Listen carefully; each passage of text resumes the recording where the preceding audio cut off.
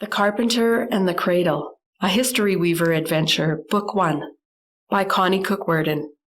Read by the author. Chapter 33. It wasn't long before the men had to abandon their vehicles and proceed on foot. The stranger had stayed by the side of the river, where the walking was a little easier, but only a little easier. There was still too much pushing one's way through the willows that loved to grow by the river, and worse yet, picking one's way around the wild roses that thickly populated this part of the land. Coe clamped his lips down on the yelp that tried to escape when his bare foot found a wild rose branch that he hadn't seen in time, growing right along ground level. This would have been much easier for the enemy stranger, wearing shoes. They'd never catch him at this rate. How long could the dogs keep his scent? And how long could the men keep following in the rough terrain, away from all trails? It would get somewhat easier if the man kept on going up the mountainside. At least the undergrowth stopped as the river turned into a mountain stream. They were beginning to climb now, but it was a long one to the top where the source was, Coe knew. If the dogs kept leading them upward, they'd soon have to turn back, Coe thought. Wouldn't they need supplies if they were to go as far as the mountain peak? But no one was suggesting turning back. No one seemed to have any thought of supplies. Then, again, he was with a group of men who were all adept at finding food from their natural surroundings. Coe shrugged and kept climbing, moderating his speed to be mindful of the rapid breathing of his father behind him. Limo wouldn't want to call a halt to the group just for him to catch his breath. "Who has a flashlight? Anyone bring one?" Rex asked, half whispering and looking around in awe at the good-sized room they could just see from the mouth of the natural cave where the little group was standing. The opening was small, but once inside, the space opened up to easily accommodate the explorers. "I have a tiny one in my pouch," April said, pulling a penlight out of the zipped pouch around her waist.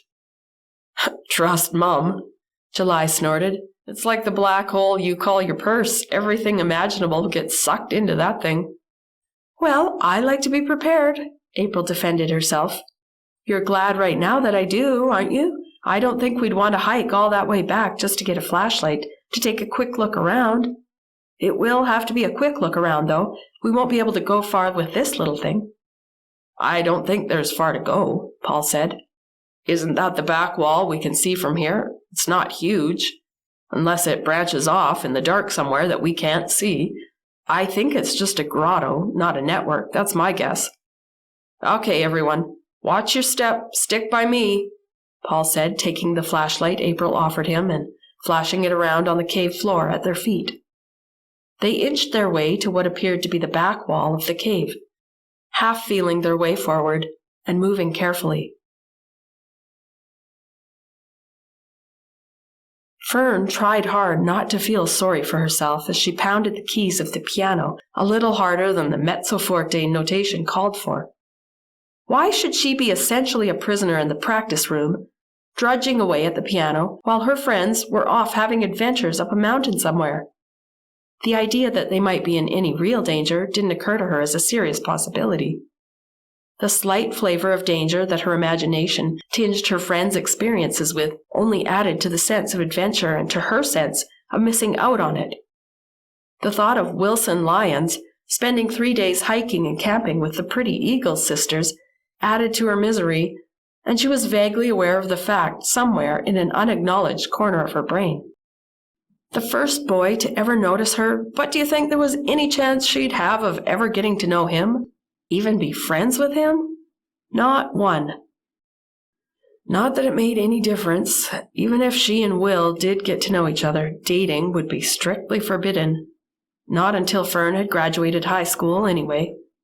And if Joanna had her way, she would have set the rule for Fern having graduated from college or university and having landed a well-paying job.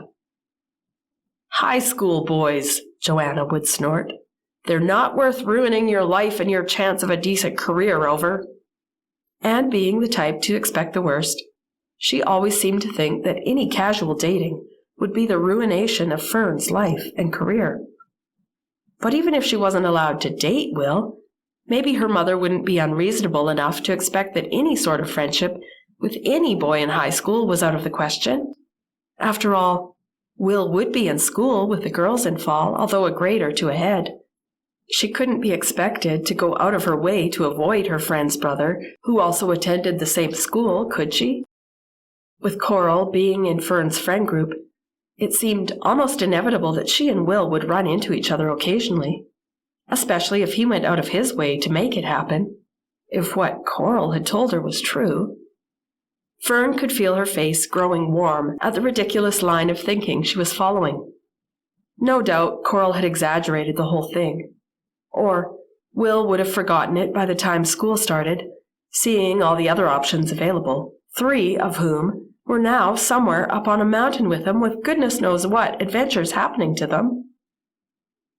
In spite of herself, Fern noticed herself pounding the keys again. Co didn't know what to do. The men, intent on keeping up with Goro following his dogs, had failed to notice that Lemo and Co had fallen behind on the steep climb leading to the peak. He didn't want to call the men and ask them to slow down and wait for them. The one thing he must avoid at all costs was adding to his father's certain humiliation. It would be bad enough for Lemo that Co was there to witness the disgrace of their head man being unable to keep up with the rest. However, Co would not leave his father behind. Hard as it was on Lemo for his son to wait for him, even he wouldn't expect to be left all alone. But now, the sounds of the dogs and the men were growing fainter and fainter. The group was no longer visible. They'd soon be inaudible, and dusk was falling. "I'll sleep here for the night," Lemo said gruffly to Co. "You'd better go and gather what we'll need for the night. I'll start a fire. See if there's any meat to be had. I don't relish the thought of roots and berries tonight. And look for the softest moss you can find. The ground will be cold, even with a fire going. We'll have to take turns sleeping and keeping the fire going." "I'll stay awake and keep it going all night," Co offered, but his father declined the offer with one quick, sharp movement of his head and said nothing. Co didn't offer again. In a short while, Co came running back, half sliding on the shale of the steep hillside. "Did you find some meat already?" Lemo asked, surprised. "No, but do you think you can make it a little further tonight?" "Of course I can, if there's any good reason to," Lemo snapped. Co said, "I found a shelter instead. We can sleep there in case it rains tonight, and it will be flat ground and more comfortable. It's up ahead. Not far from here. There's a cave." For some reason, the whole group had taken to whispering. "Do you see any passageways?" Paul asked Rex, who was flashing the pen light across the back wall after Paul had passed it to him. "Wait, there is something," Rex answered. "Up there. There's a kind of crevice. Maybe it goes farther back and turns into a passageway. Only room for one, though. One at a time, at least. Well, I certainly have to check that out. Someone give me a boost." "Should you?" April asked worriedly, and Paul intoned, "Be careful now." But Coral was already stooping and weaving her hands into a cradle for Rex's foot to help him hoist himself into the narrow opening above the height of his head. Rex got his upper body into the hole, the arm that held the light pinned under his body momentarily. He wriggled till he freed the trapped arm and shone the tiny beam into the darkness. "Never mind," the others heard his muffled voice calling back to them. "It doesn't go anywhere, just kind of a shelf up here. I'm coming down. Look out below." As he prepared to launch himself out to land on his feet, Maylee gave a little shriek. "Look out!" April called and pulled the other girls back away from the wall and the shelf of clay that was falling back and taking Rex with it. Instead of landing neatly on his feet as planned, Rex landed in a heap on his back, half buried under the rubble of the debris. But he didn't seem any worse for wear when the impromptu rescue crew brushed the dirt and rocks off him. He picked up the flashlight and aimed it at the fallen wall to inspect the damage. As if with one voice, the group let out a collective gasp as their eyes followed the direction of the ray of light. Maylee shrieked again.